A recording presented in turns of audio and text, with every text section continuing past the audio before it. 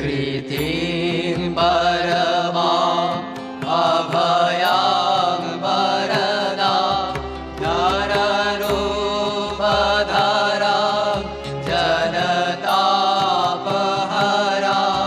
शरणागत सेवक तोषकरीं प्रणमामि परां जननीं जगतां शरणागत सेवक तोषकरीं प्रणमामि परां जननीं जगतां गुणहीन सुतानपराधयुतान् कृपया यद्य समुद्धरमोहगतान् तरणीं भवसागर पारकरीं प्रणमामि परां जननीं जगतां तरणीं भवसागर पारकरीं प्रणमामि परां जननीं जगतां विषयं कुसुमं परिहृत्य सदा चरणाम्बुरुहामृतशान्तिसुधाम् इव भृङ्गमनो भवरोगहरां प्रणमामि परां जननीं जगताम् इव भृङ्गमनो भवरोगहरां प्रणमामि परां जननीं जगताम्।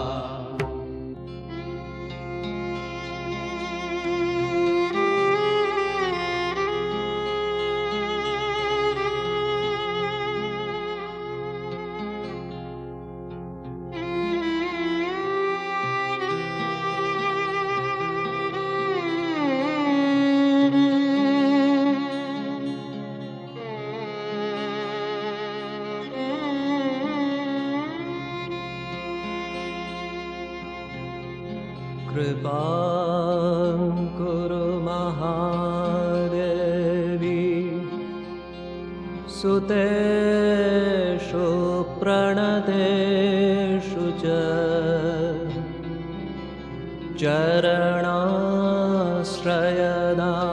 चरणाश्रयदानेन कृपामयि नमोऽस्तु ते लज्जापटावृते नित्यं सारदे ज्ञानदायिके पापेभ्यो नः सदा रक्ष कृपामयि नमोऽस्तु ते।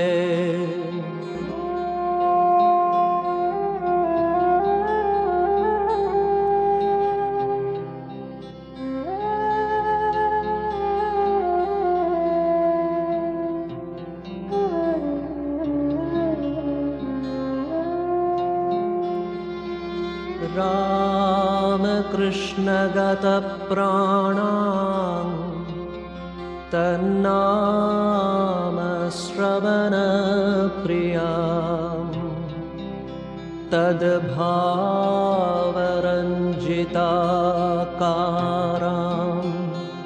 प्रणमामि मुहुर्मुहुः पवित्रं चरितं यस्या पवित्रं जीवनं तथा।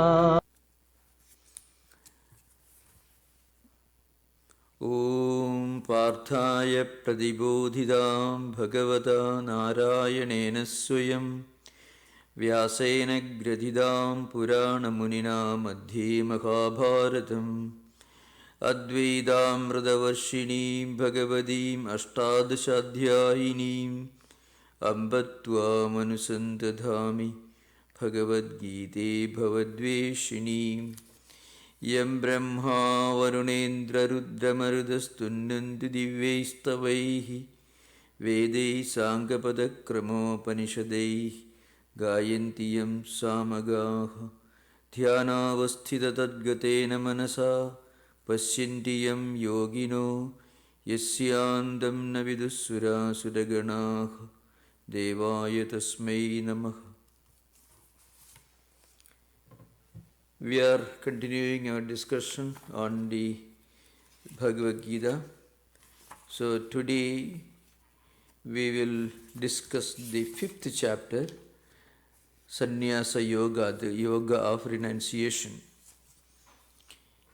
It's a very important chapter that actually comes in the middle of a very important discussion of the highest spiritual ideal in the Gita.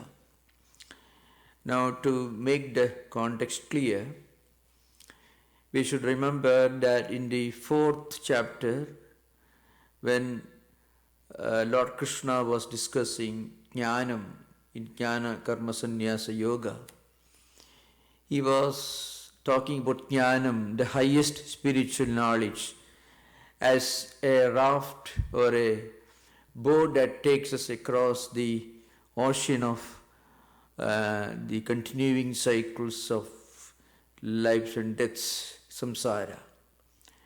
And he also said that this highest spiritual realization is also the fire of knowledge that burns away all the negativity, all the samskaras and vasanas that stand in the way of our realizing the highest spiritual truth. And therefore, it can also be called the ultimate purifier. So, Jnana Plavam is used where the spiritual knowledge is compared to a raft or a boat. Jnana Agni, or the spiritual knowledge, as the supreme fire that burns away all the sins, all the negativities in our mind. And then, Nahi Jnanena Sadrisham Pavitram Iha Vidyate. This Jnanam is the ultimate purifying agent. It purifies, it refines our whole personality, our whole life. So this is the end of the discussion in the 4th chapter, where Jnana Karma Sannyasa is discussed in elaborate detail. Now, when Lord Krishna discussed this Jnana Karma Sannyasa Yoga in the 4th chapter, he naturally emphasized the ideal of renunciation and the ideal of spiritual path that is the supreme royal path to the highest spiritual enlightenment, going beyond all actions, all obligations, all duties, focusing exclusively on the spiritual knowledge. That was the emphasis in the last few verses of the 4th chapter. Now that created some kind of a confusion in Arjuna's mind. So we have to remember how this confusion came about. In the 3rd chapter, Lord Krishna discussed Karma Yoga, where he emphasized the need to engage in selfless activity without any attachment, without too much of an obsession for the results of our actions. We should do our duty as a yajna. We should do our duty as an offering to God for the good of others and also for our own good. So that was the emphasis in Karma Yoga, where every action every word, every thought, every secular activities, not necessarily spiritual activities, but every secular activities can be performed as a spiritual activity, and then it becomes karma yoga, where karma becomes karma yoga. Activity is sublimated by the inclusion of a higher ideal, a higher transcendental spiritual ideal of giving up obsessive attachment to the results and doing everything as an offering to the Lord for the good of others. This is karma yoga. So in the third chapter, karma yoga was emphasized. In the fourth chapter, towards the end of the fourth chapter, Jnana Karma Sanyasa Yoga, Jnanam was emphasized. Jnanam here means Jnanam which emphasizes renunciation of all activities and focusing exclusively on the philosophical spiritual ideal. Now that created some kind of a confusion in Arjuna's mind. So Arjuna began to ask himself the question, so which is the right path for me and which is better? Either karma yoga, which was expounded in the third chapter, or a renunciation of the bondage of action, that is Jnana Karma Sannyasa Yoga, which was expounded in the fourth chapter. So he saw a confusion, a misunderstanding, or rather he saw a mutual conflict between the teachings in the third chapter and the teachings in the fourth chapter.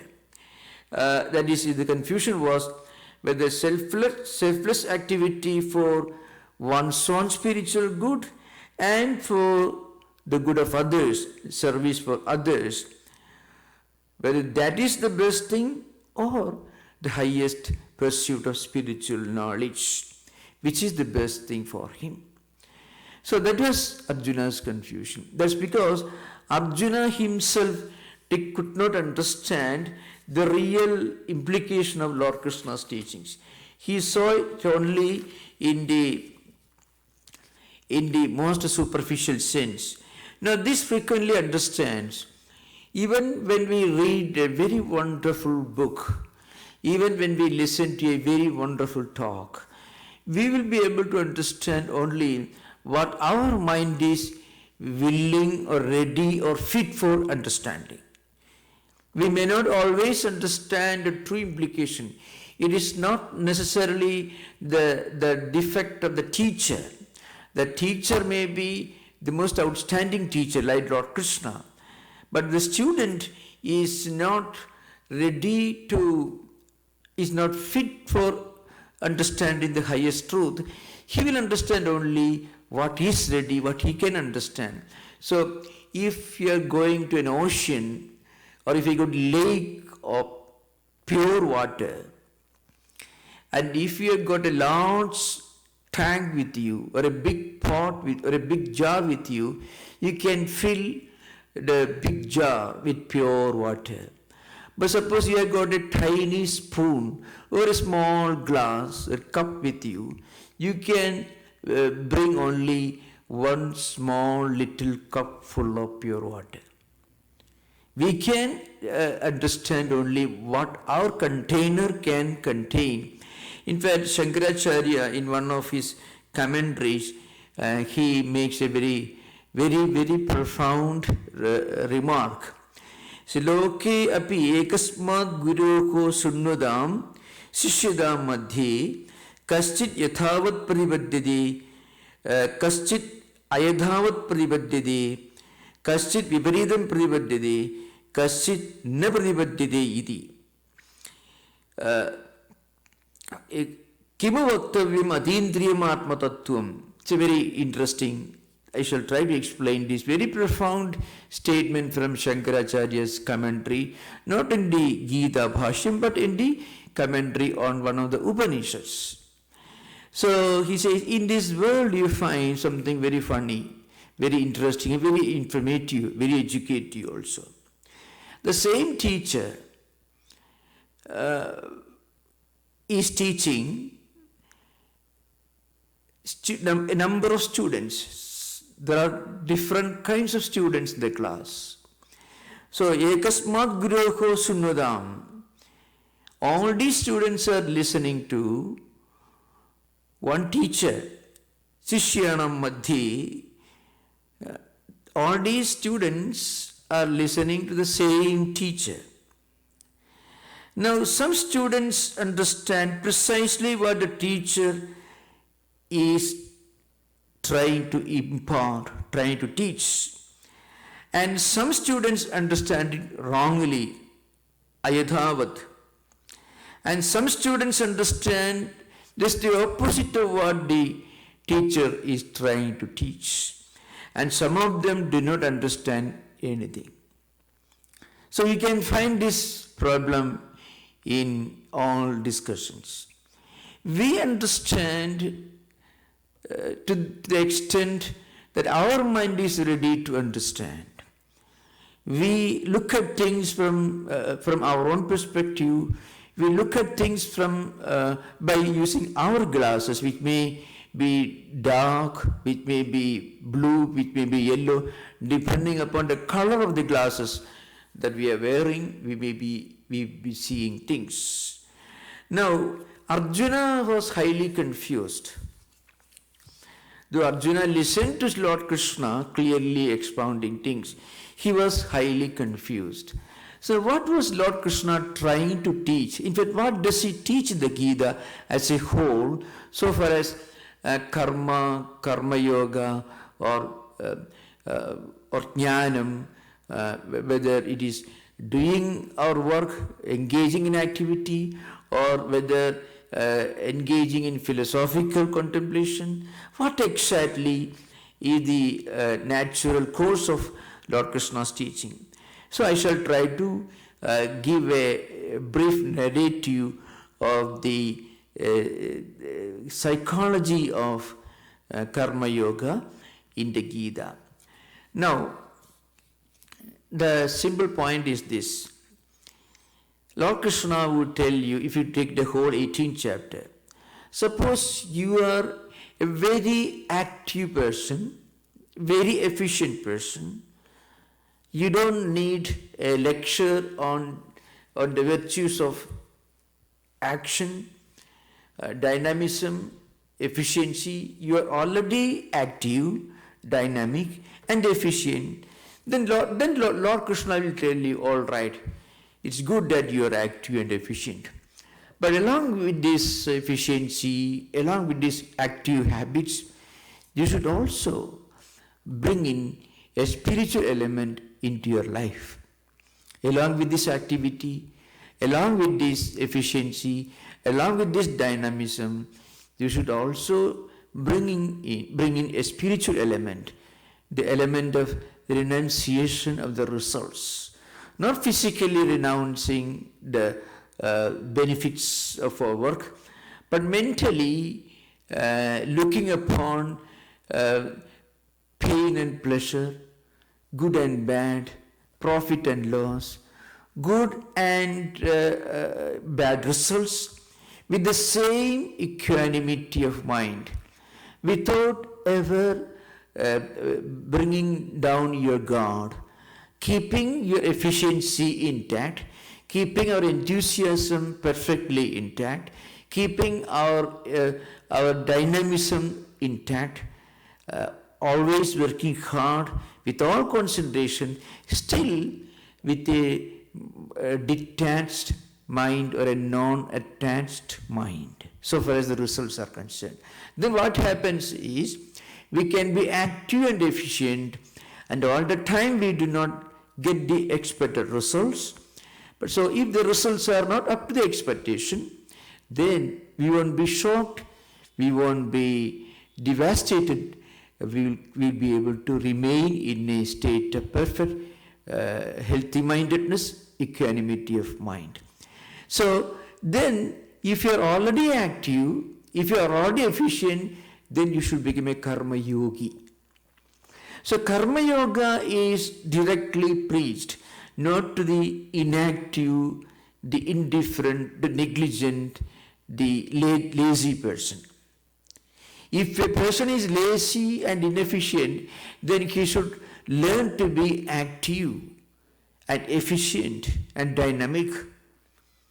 So, karma will be preached to those who are not active, who are essentially lethargic. The lazy person should first of all become active, efficient and dynamic. And the person who is efficient and active should evolve to the next stage of spiritual evolution. He should practice karma yoga or active habits without a selfish obsession with the results. Activity with contemplation. If you are already active, then you bringing this contemplative element into your active life. If you are not at all active, then you should try to be active. So tamoguna is inaction, rajoguna is activity and efficiency. If you are at the stage of tamoguna, you should have rajoguna, you should become a rajoguni.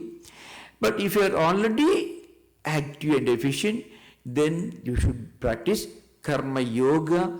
And then if karma yoga is fully practiced and developed, then one day we will be able to develop the qualities like renunciation.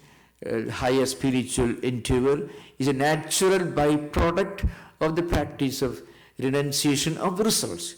It's a natural byproduct of the practice of karma yoga. So Shankaracharya himself says in the Gita Bhashyam, karmanishthayaha chitta suddhidvarena purushartha hedutvam na swadandrena jnananisthadu swadandrena purushartha heduhu anyan apeksha. Karma yoga will automatically take you to the next stage of spiritual evolution called Chitta Suddhi, the purification of the mind. And when the mind becomes pure, then naturally it leads to Jnana Prapti, the dawn of the highest spiritual realization, and that will lead to moksha or liberation. Now, this is the natural evolution of human life. And that is the genius of Lord Krishna and the genius of the great commentator Shankaracharya. For those who are inactive, lethargic and indifferent, suppose somebody is going about borrowing money, not ready to work hard, he has got education, he has got health, but he is lazy, such a person should first of all develop qualities like efficiency, dynamism. All these qualities he should develop, because he is right now in tamoguna. He should practice, he should attain rajoguna, and after acquiring rajoguna he will become sattoguna. At that time he will be ready to practice renunciation. So in Indian spiritual tradition, in a more general sense, in all human civilization, there are two temperaments among people. Those who are of active temperament and those who are of a contemplative temperament. Those who have got active temperament, they can be said to practice the path of pravritti, action. So they are active, they work hard, they make money, they produce wealth, and they want to live a happy life in this world. They are efficient and dynamic. There's one group. Then there's a small, tiny group, relatively speaking, the minority. They practice nivritti. Nivritti means withdrawal from the maddening crowd, to use a metaphor. Withdrawing ourselves from this mad rush for wealth, progeny,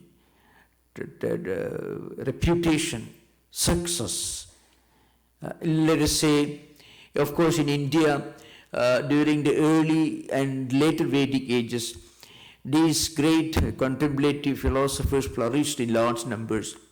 Even in the early period of Greek history in Athens, if you read about a man like, let's say, Socrates, or if you read about the great Roman Emperor Marcus Aurelius, you find Cicero, you find in many of the ancient civilizations, there were not too many, but quite a few great men and great women who were men and women of renunciation. Totally unlike the majority of people who always worked hard to make secular prosperity, to make wealth and become rich and happy and make the best of this world. These small number of people, they withdrew from the active ways of life, and they spend their time in contemplation, maybe in meditation, in philosophical discussion. So there were not too many people around Socrates because the number was small. So those who took to contemplative life, those who followed path of contemplation and spiritual discussions, naturally were small and the minority. The majority of people were mostly engaged in activities for making life happy and comfortable. So this was natural. Now, if you look at the history of humanity, the history of human civilization, you find that those who actually enriched human culture and human civilization were those who took to contemplative life. I don't say that those who were of an active temperament did not make any contribution. That's not the implication. You get the great scientists, the great explorers, the great adventurous men and women who took to seas in search of new sea routes, who went in search of raw materials and discovery of sea routes and colonization. They were active people, no doubt, and some of them were great in many ways, the great captains of industry. Let's say the Henry Ford Rockefeller, they also made great contribution to human civilization. The great inventors, the great discoverers, no doubts. But the Jesus, the Buddha, or a Shankara, or a Ramakrishna Paramahamsa, they belong to different category. They gave to humanity certain values that make us feel the value of life, that make us understand what the life is meant for. They gave us certain values which are of an eternal nature, immortal values, values which always enriched and sublimated human culture, human civilization, through literature, through classical writings, and also through mysticism. So a Christ or a Buddha gave more to us than James Watt or Captain Cook. The latter also made great contribution to the advancement of human civilization at the material level, no doubt. That was also important. But equally important, frequently we often do not pay the same respect at the great thinkers, philosophers, Socrates, the Shankara, the Vyasa, the Plato. They made certain contributions which are of a universal type. So that you find through the history of humanity, in all civilizations, there were those who followed the path of pravritti, the active, the highly dynamic temperament, and those who followed path of nivritti, the contemplative, those who were more far-sighted, they concentrate on certain values that are important for human civilization and culture. Now, the path of nivritti and the path of pravritti, both are equally important. So that's the discussion we are entering now. Now, Arjuna's question is something very interesting. So we will enter the text, that's the 5th chapter. It's called Sanyasa yoga, the yoga of renunciation. Sanyasam karmanam Krishna, punar yogam cha shamsasi, yet shreya etayoregam, tanme bruhi sunischidam. So, the first verse in the 5th chapter is a question from Arjuna, the disciple, addressed to Krishna. Krishna, you tell me the renunciation of action, the path of contemplation, the path of knowledge. That you please remember in the 4th chapter, towards the end, Lord Krishna expounded the path of renunciation as a raft that takes you across the ocean of samsara as Jnana plava. And Jnana Agni, the fire of spiritual knowledge, it's all related to the path of renunciation, nivritti, or the path of contemplation. So you are recommending, you emphasized the path of renunciation of action. And also in the 3rd chapter, you emphasize the path of action, the active temperament, karma yoga. Now, yasreya etayoregam tanme bruhi sunischidam. What is the right path for me? So, in the 3rd chapter, you discussed the path of action, and the 4th chapter, you emphasized the path of renunciation of action. At least that is how Arjuna understood. So Arjuna did not understand the spiritual psychology behind karma yoga. Krishna never recommended renunciation of action. What he recommended was renunciation, mentally renouncing the results of action, which means looking upon the results of action with the same equanimity of mind with which you, with the same contemplative temperament, so that you will be looking beyond pain and pleasure, profit and loss. You will be looking upon both good and bad results with the same equilibrium of mind. That's what Lord Krishna emphasized. But Arjuna thought that Lord Krishna was first talking about the path of action, then he was talking about the path of inaction. Renunciation of action means not renunciation of physical action. This should be understood. No one can physically renounce all actions at any point.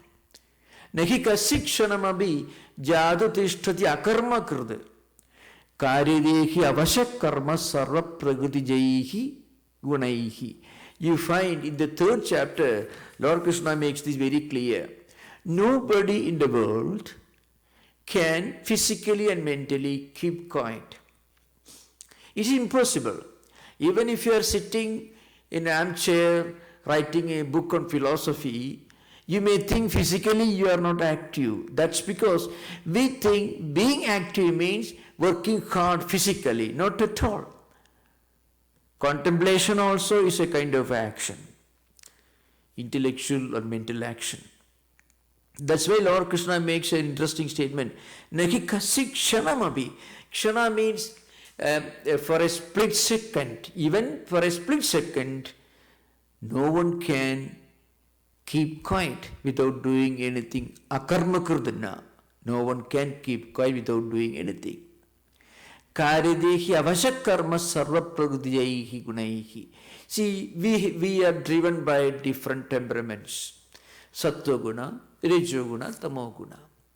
So we will be always prompted into some kind of activity. If not physical activity, verbal activity, or mental activity, thinking, contemplation. That is also an activity. Sleeping also is an activity.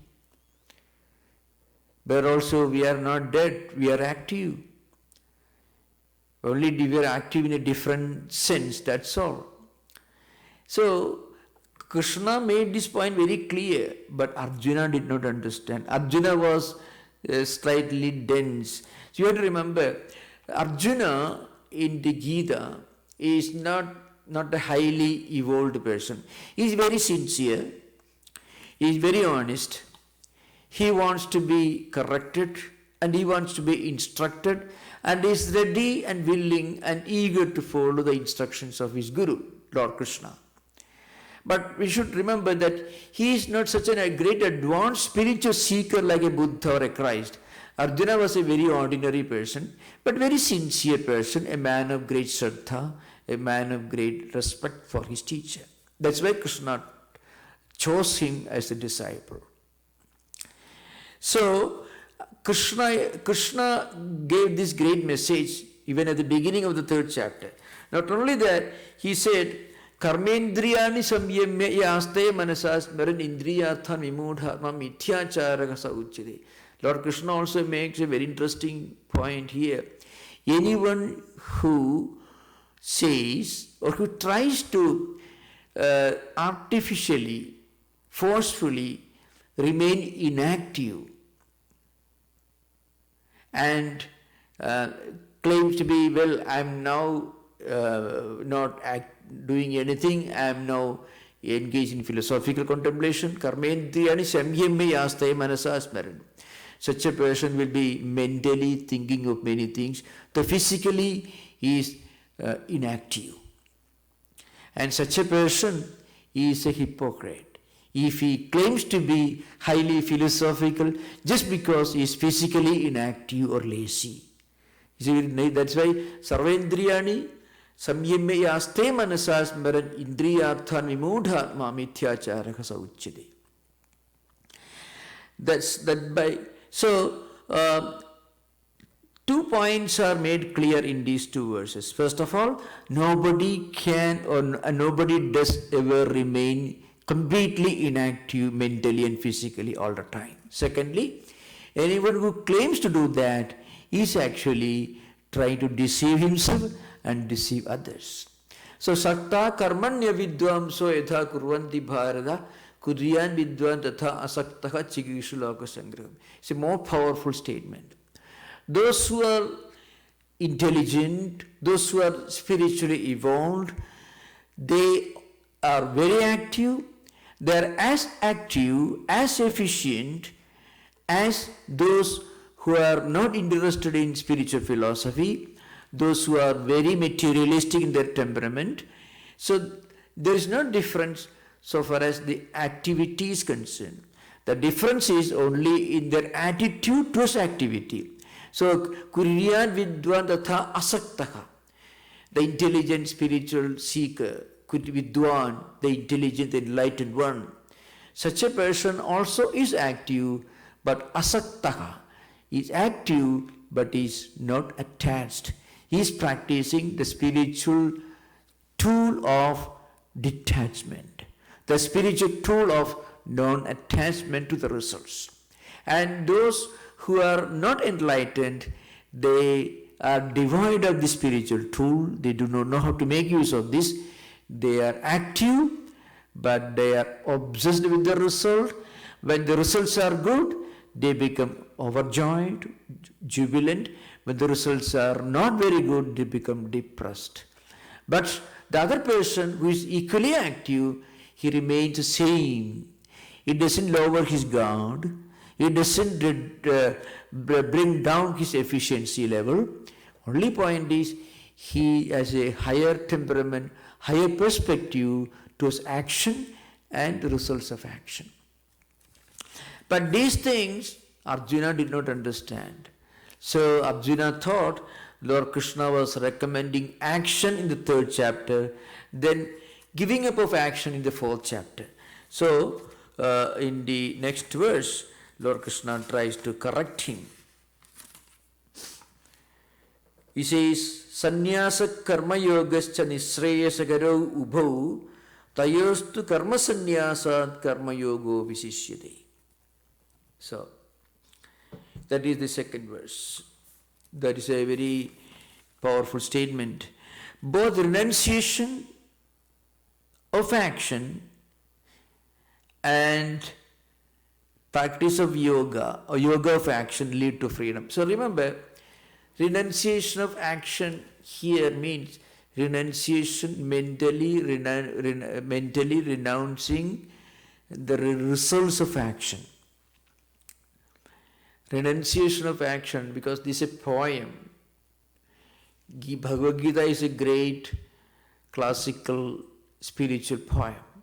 So naturally, to understand true implication, we have to read the commentaries of the great spiritual teachers like Shankaracharya, or we should read the books written by great men who have read Shankaracharya's commentaries.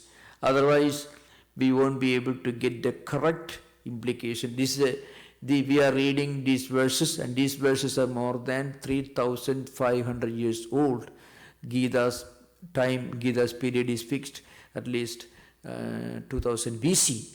So it needs a lot of explanation and interpretation. So what Lord Krishna says is, Sanyasa karma yogasya nisresa karau ubhau. Both the renunciation of the results of action and the path of action. Both the renunciation and the path of action are equally useful, valid means for freedom. Of this, the yoga of action, karma yoga, is superior to the renunciation of action. It also should be understood.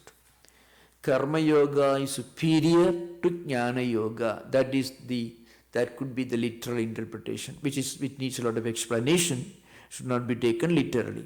What it means is, those who are not ready for the highest renunciation, those who have not reached the level of the highest contemplatives, if they try to practice renunciation of action, if they try to practice exclusive contemplation without doing anything for themselves or for others, then it is not so very good. That's important. Those who belong to the highest level, let us say a man like Buddha. Now, maybe these ideas can be made clear by trying to link these ideas with the lives of great men, spiritual persons, men and women. Let us say a man like Buddha. Buddha was quite active. He was a prince. He was born a prince. He lived in a palace. And actually, he must have been very active. He had established a great reputation as a warrior even.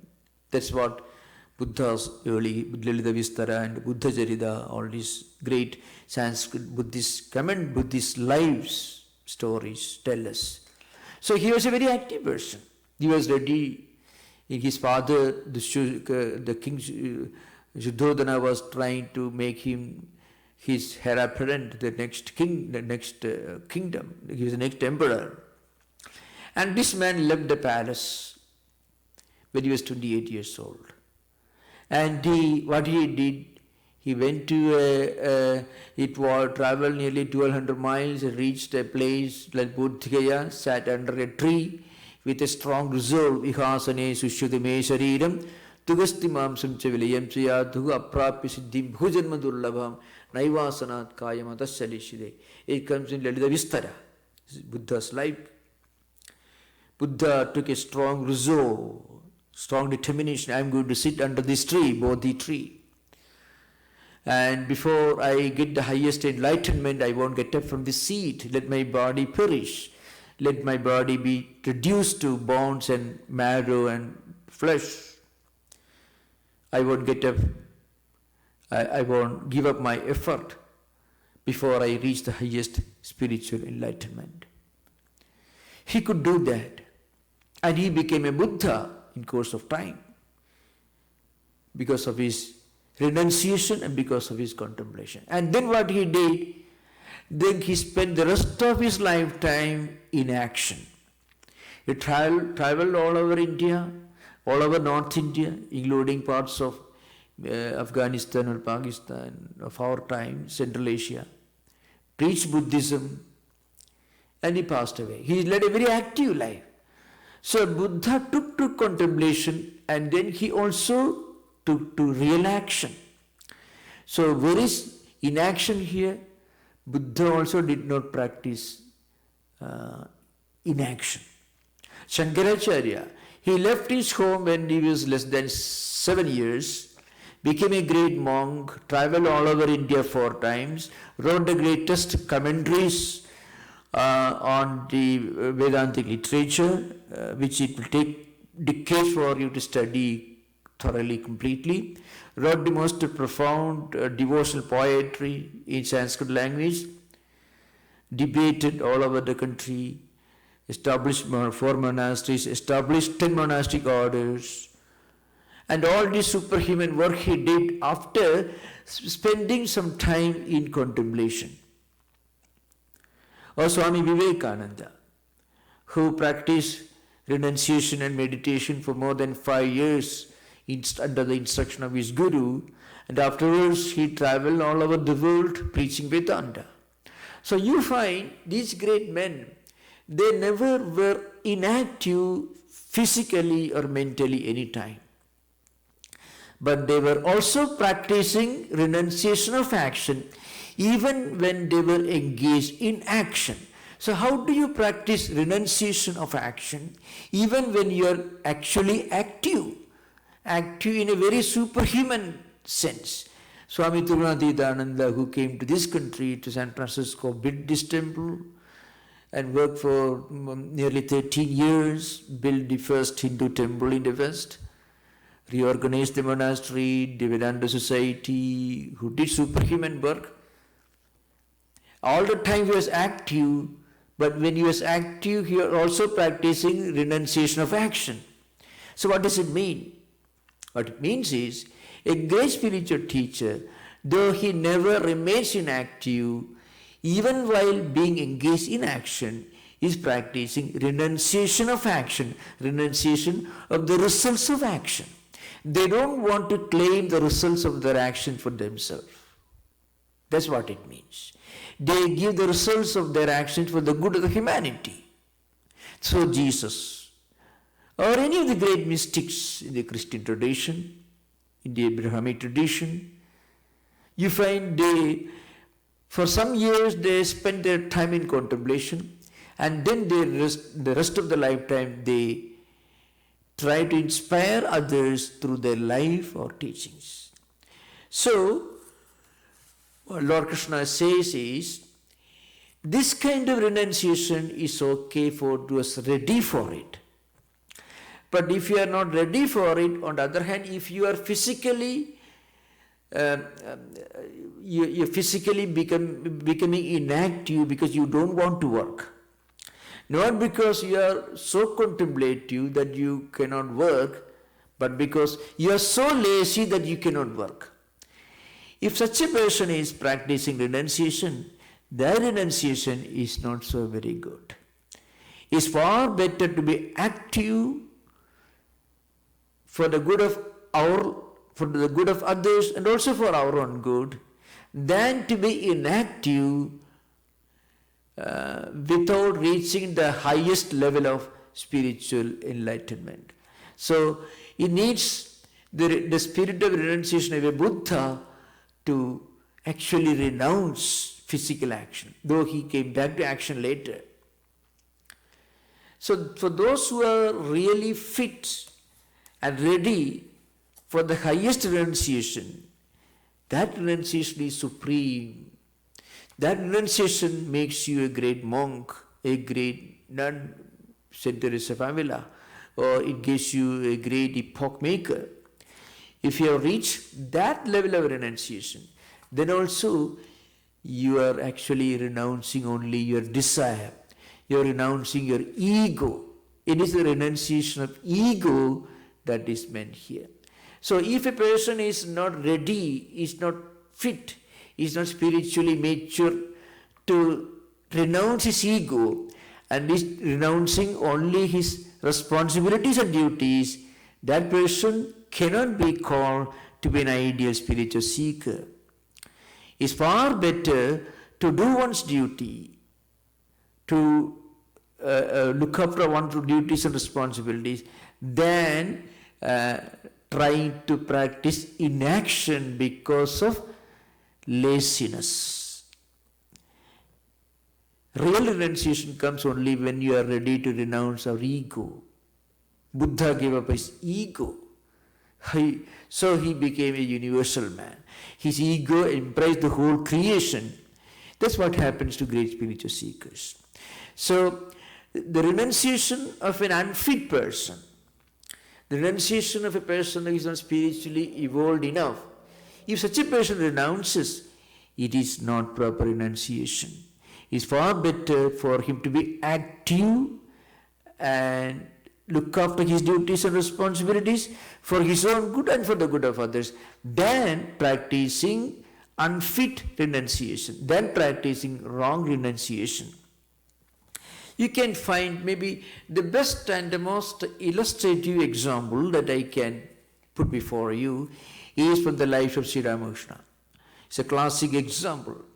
Sri Ramakrishna himself was born as a man of renunciation. He was a supreme example of renunciation in his most sublime sense.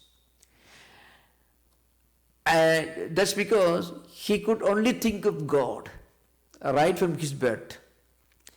His whole life was spent on meditation, spiritual practices and so on. So he was living in the Dakshineshwar temple, and right in front of him there's another room, in the veranda, on the corridor, there was another man who used to sit. He used to spread a big tiger skin with a big rudraksha and ash marks, sandal paste marks and so on. His name was Hazra.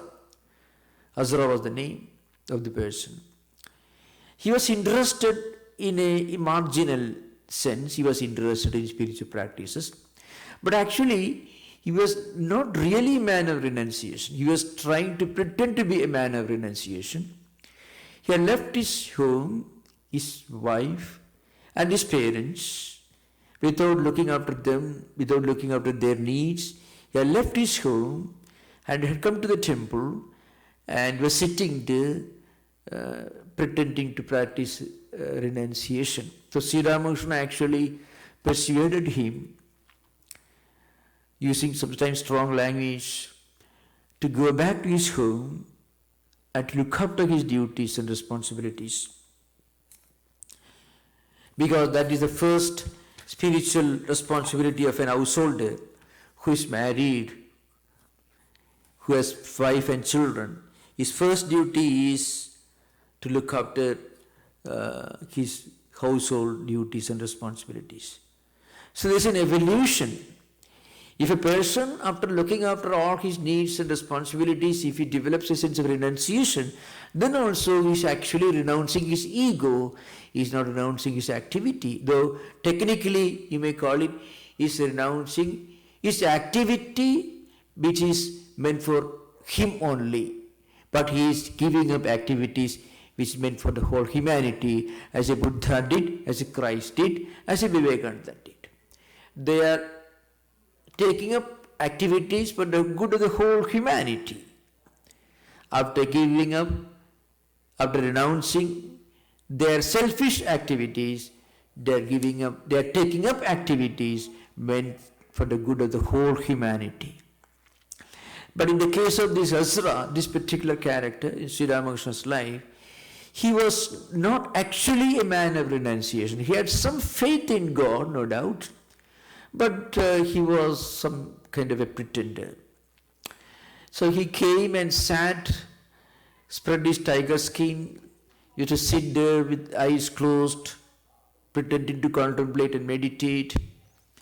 But Sri Ramakrishna was such a great spiritual teacher, he could see through the game, and he also found out, he discovered that he had left his home, his children, his parents, wife, others who were dependent upon him even financially. Instead of looking after them, he had come to the temple. Sri Ramakrishna didn't like it, so he persuaded him to go back to his home and look after his household duties and responsibilities. That man he may become fit for renunciation after a few more life cycles perhaps. So just artificially, deliberately not doing our work is not taking the path of renunciation. It is very important. So you can see in this second verse, Sanyasa karma yogascha nisreyasakaro upho. Karma yoga slowly helps you to reach, gradually helps you to reach the level of spiritual fitness, so that one day you will be able to practice the renunciation of your ego, and you will be able to practice renunciation in the true sense of the word renunciation. It's called sannyasa. In the Vedic tradition, you find, according to Shankaracharya's, according to his scheme of karma, there are three levels in our evolution of karma.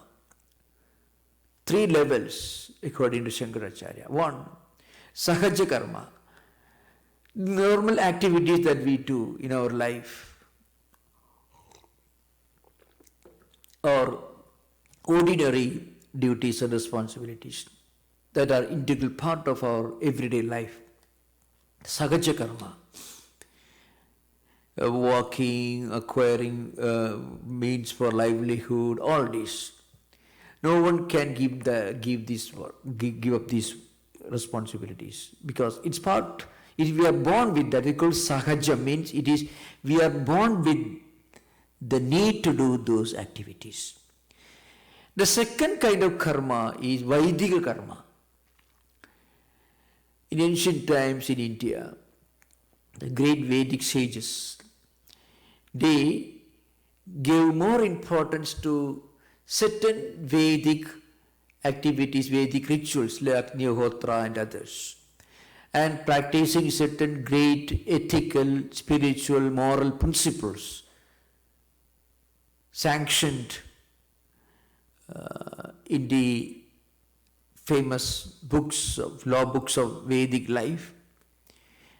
Vidhi called Vidhi, certain karmas, the 16 sacraments or samskaras, and also the Vedic rituals. That is Vaidya karma.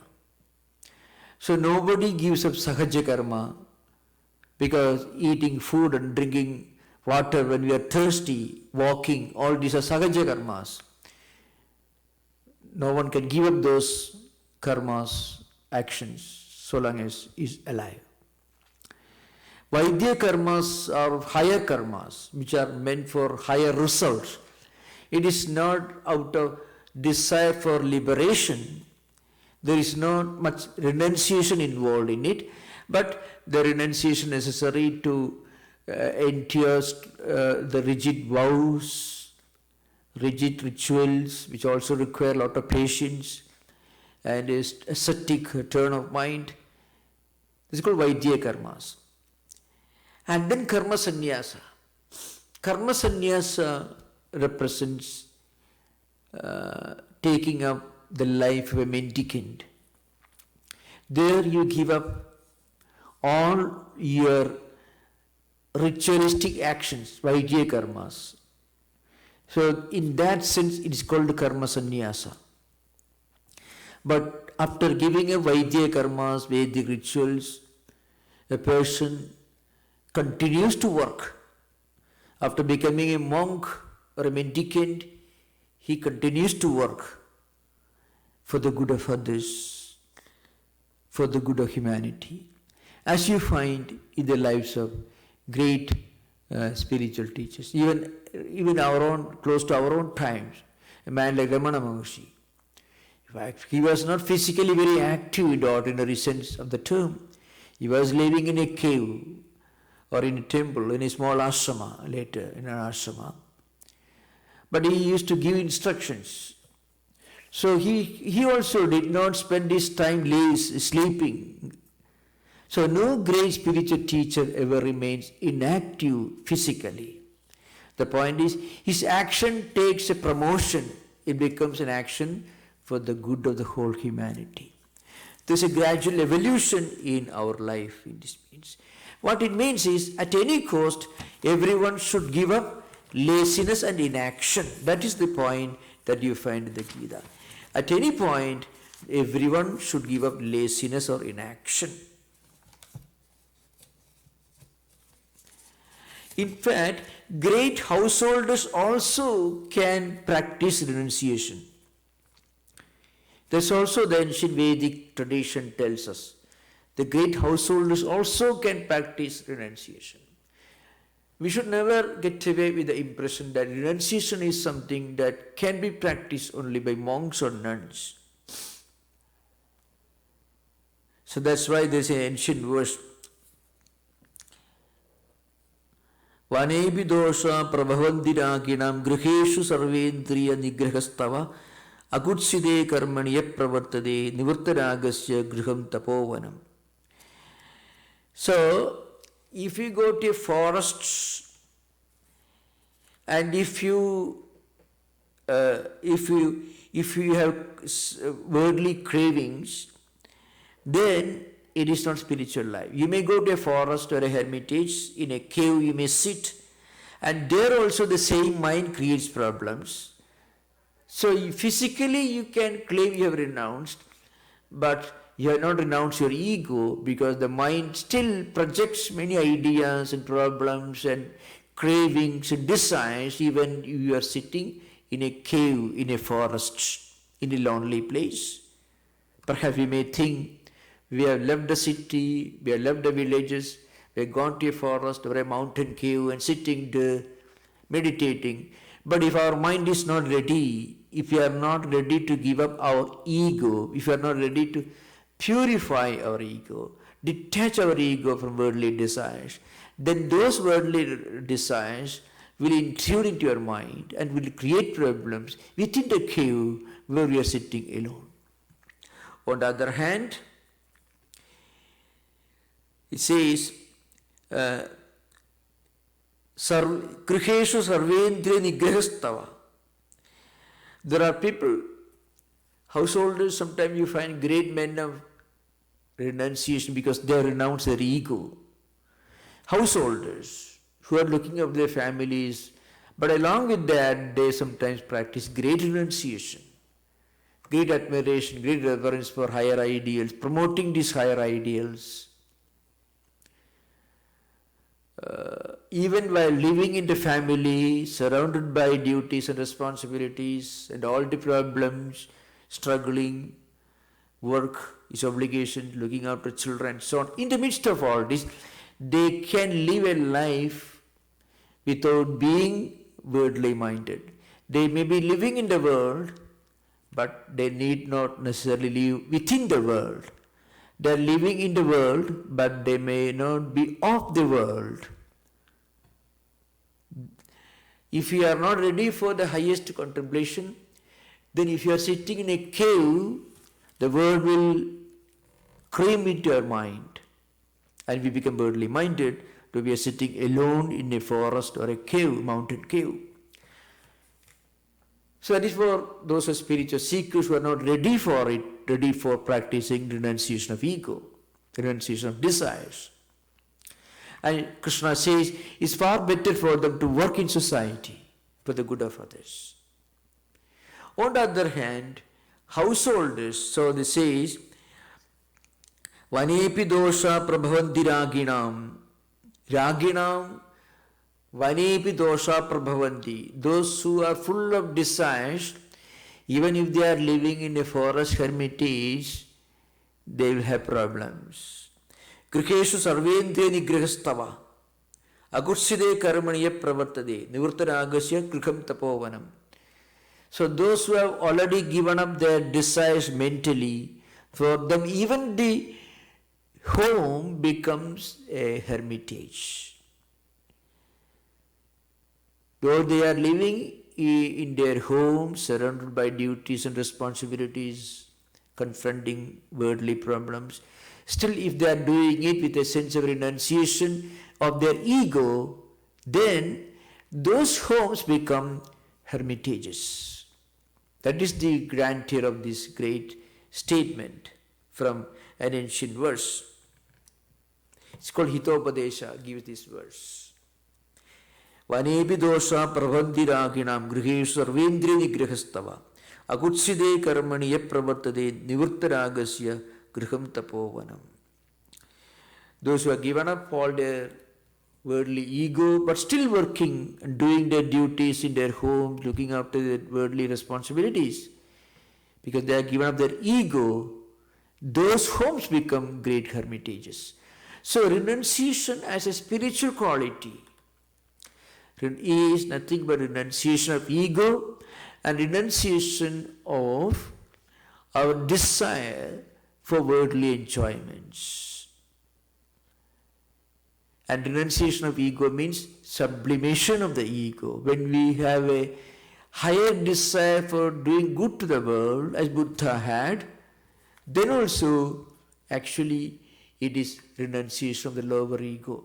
So when we talk about renunciation of ego, we are talking about renunciation of our lower ego, renunciation of this troublesome ego, renunciation of the worldly desires, the ego of desires. So the place where such a person, a man who has renounced his ego, that place becomes a hermitage of a place where men of renunciation are living. That's the meaning. It's a very profound statement. We will continue discussion in the next session. And before I conclude, we have some important announcements. It is an announcement regarding Friday classes and summer retreat. So there will be no Bhagavad Gita class on next Friday, that is July 17th. So please remember, there will be no class next Friday, July the 17th. So the next class on the Bhagavad Gita will be on Friday, July the 24th.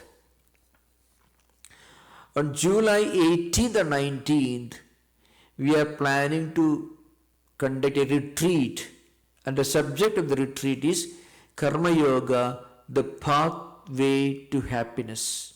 Please remember, July 18th Saturday and July 19th Sunday, there's a retreat, online retreat. It may be Zoom and also YouTube. We will be giving information, the home page of the website and sending you information. But please remember, July 18th and July 19th, Saturday and Sunday, this is an online retreat on Karma Yoga, the pathway to happiness. It will be online. There will be 2 sessions on both Saturday, July 18th and Sunday, July 19th.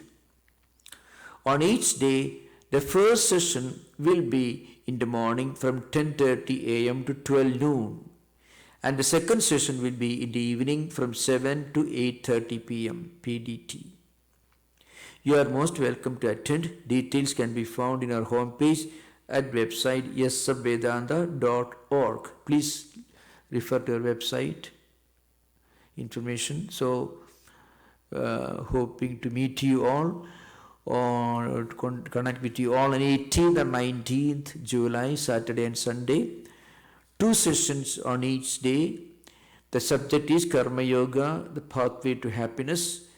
Morning session 10:30 to 12 noon, and second evening session will be from 7 p.m. to 8:30 p.m. You are most welcome to attend.